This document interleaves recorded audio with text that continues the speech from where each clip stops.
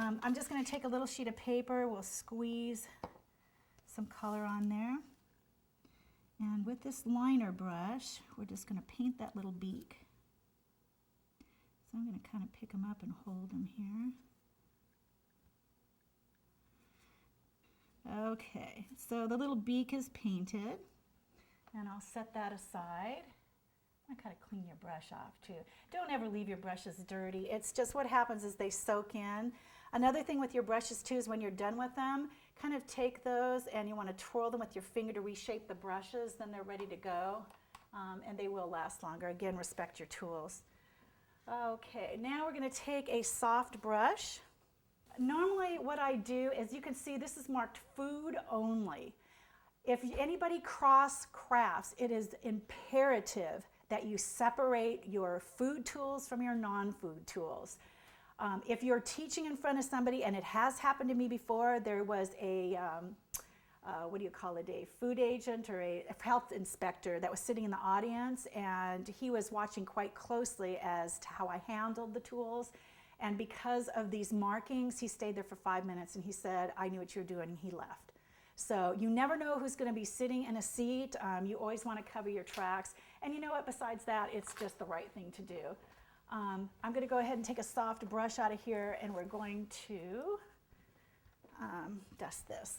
Okay, I always work out of the lids, so you want to make sure these are soft brush bristles. It takes the color better, and you're just going to dust this little bird in. So holding on to it is the trick. Now what's really, really cool about these is once you start dusting them in, all the detail in these molds comes alive. Okay. Get down, just want to get my fingers out of the way there. Okay. Okay, so we basically got him covered in.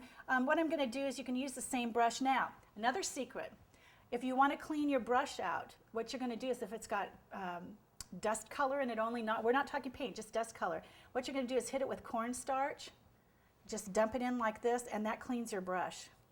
You can also use this to mute colors down too as well when you're dusting.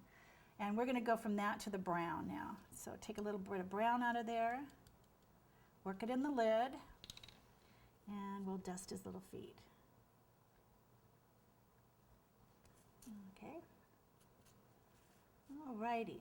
Now, he did have a little eye as well, and to do that, obviously, who has a straight enough and steady enough touch for that?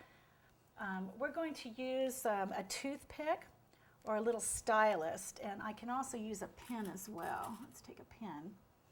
And we're going to take some black, a little bit of black gel, and squeeze that onto the paper.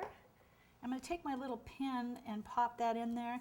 I have to flip him around. We're going to put his little eye in. There is an indentation where his eye is. And just drop some black in there. There we go. I love these molds. They're all different sizes, different shapes, different colors, different textures, different cost breaks. It's okay. And if you look at that, the little bird is ready to go. His legs are dusted, he's got a little eye in his beak, and that didn't take much time at all in the grand scheme of things. So he's ready to go. We're going to put him aside.